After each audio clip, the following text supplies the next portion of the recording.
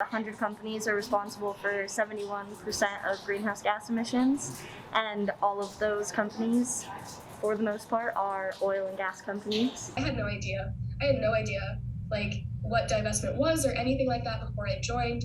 I didn't even know it was such a big issue across like everywhere.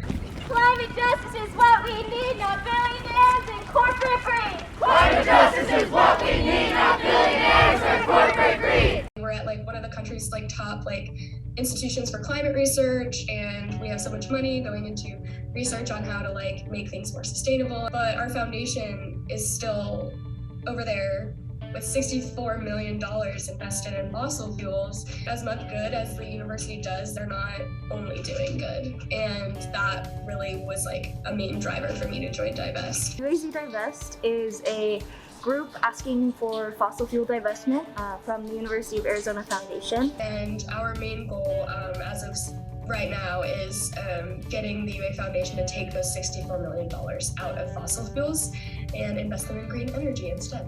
There actually have been previous Divest efforts on the U of A campus. They just didn't get very far.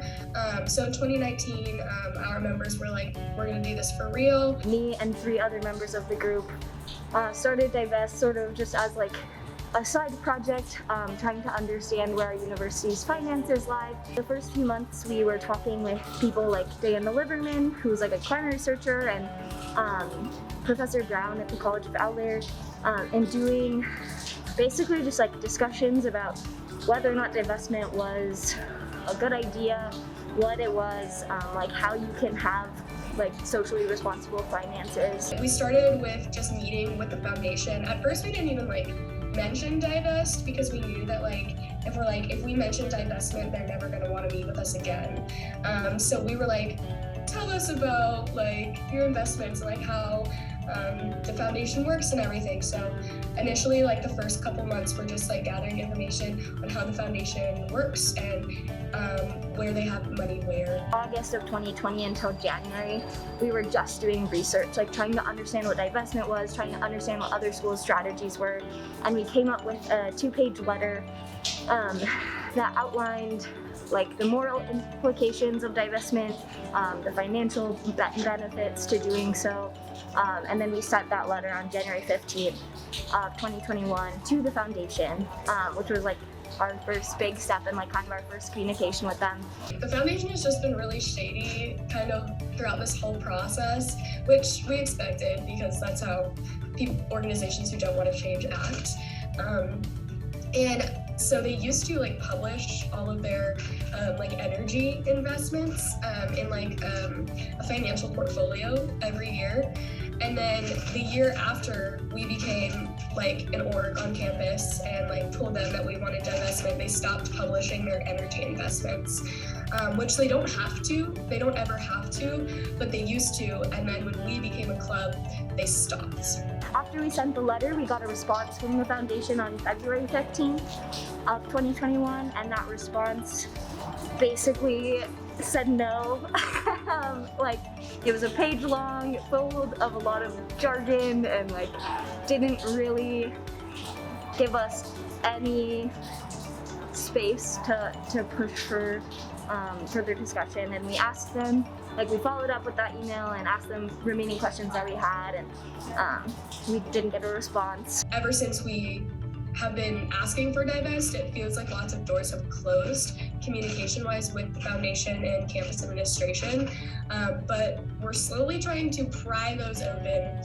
After that, we realized that like we couldn't just do it with like 10 people or whatever, and we definitely needed to start focusing on community organizing. This is what democracy looks like! This is what democracy looks like! Show me what democracy looks like! This is what democracy looks like! It was actually coached by Stella Heflin, Kyle Klein, and Daniel Casanova, and they had been members of the Arizona Youth Climate Coalition. When I was like a freshman and sophomore in college, like before the pandemic hit in Tucson, there was like big rallies all over town, like Climate Friday rallies like every single week, and Stella was one of those people who was planning those, and they got huge, like hundreds and hundreds of people showed up, and lots of different like orgs around Tucson would show up too.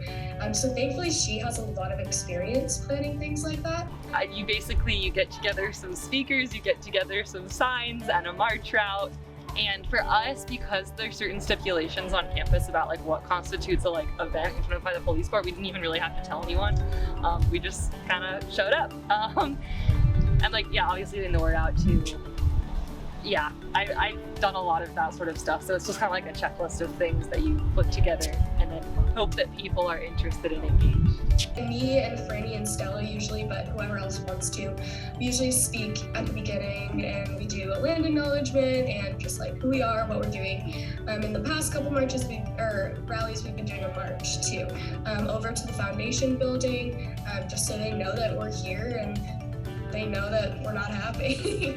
Students aren't okay with this and keeping this information from us, just keeping this information so private and just putting on the mask of like a sustainable campus isn't gonna fly. We have 2 requests for the foundation. The first request being that they divest from fossil fuels by 2025 and immediately stop investing in them, so they make no further commitments in that way. And then our second goal is about like basically accountability within the foundation. So we would like to see student representation on the board of trustees, as well as implementation of environmental social governance practices, which is basically like a way to analyze your investments before you make them and make sure that they're like socially responsible and considerate of the community that you're in. We've had some meetings with the administration via ASUA, and we were able to get 2 resolutions passed, one from TPSC, which is the Graduate Professional Student Council, and one from ASUA, and both of those resolutions are in full support of fossil fuel divestment, and we were able to leverage those to get a couple more meetings with the foundation. So when we have the meeting with the UA Foundation, we want to have all of our demands and negotiations just ready so that like they can't say like, oh, like we don't want to do that work, so we're not going to do it. We're going to do all the work for them. The foundation is now a little bit more open to talking to us now that we have a little bit more firepower, and that divestment is not like off the table.